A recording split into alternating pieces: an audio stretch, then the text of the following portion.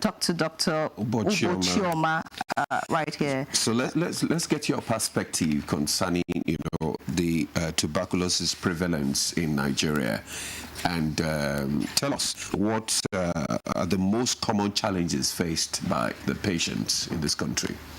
Thank you so much, and good morning, Nigeria. I think based on our information available within the program and within the country, we know that Nigeria has the highest burden in Africa, first in Africa, sixth globally, and among the 9 high burden countries, highest countries global, and we contribute more than almost among the people that contribute the highest number of TB disease globally. That's being said, we have done much as a country. The federal government have done much as a country. TB is a disease that is curable and can be treated. We also have done a lot of things in the area of trying to make sure that services are made available to patients in the country. Like I'll tell you, we have more than 20,000 health facilities available for people to access care in the country. We are even expanding more than 3,000 in this year to ensure that we have access to universal care. Through the support of Global Fund, federal governments have decided to use part of those money to provide universal care for those people by giving them free insurance service paid through that cost for about more than 120,000 patients in Nigeria, including those for HIV and for TB. And one of the key factors we face is, apart from access to care, is we know that the key problem of tuberculosis and the key challenge is poverty.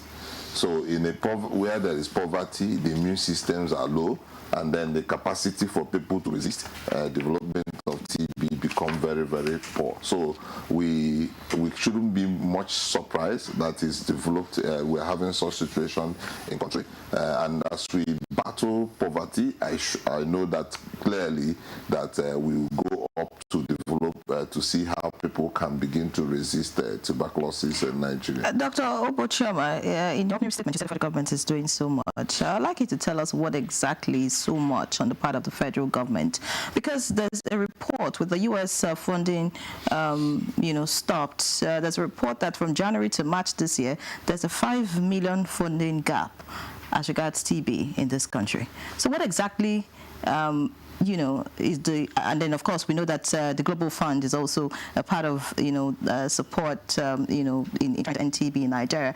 Is the federal government really doing enough? Okay, so I'll tell you that every country that has disease has support from different entities.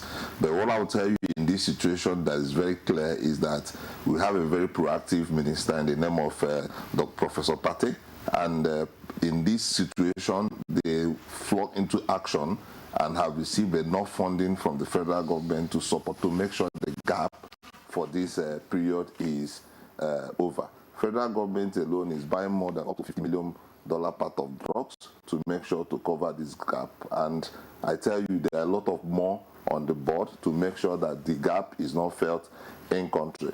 Even the aspect of human resource, they have swung it to actually make sure that the human resource component where this USAID is supporting is the gaps are covered. So in terms of trying to make sure a meeting is held almost on weekly basis to make sure there is no gap felt. And that's why as a program, we are not feeling that initially it was a huge blow. However, within 2 weeks, the blow looked as if there is nothing that has else happened in country because of the effort of the minister to ensure that every Nigerian have access to care. And this government have shown very responsive action to that by even other countries can see that they can applaud the government for action they take, because there was a fear globally that Nigeria, being one of the highest burden countries in Africa, will swing back into the level where we were before. But with this effort, we are seeing that the narrative have actually changed. And so are you saying there's improvement in terms of treatment and care? There is.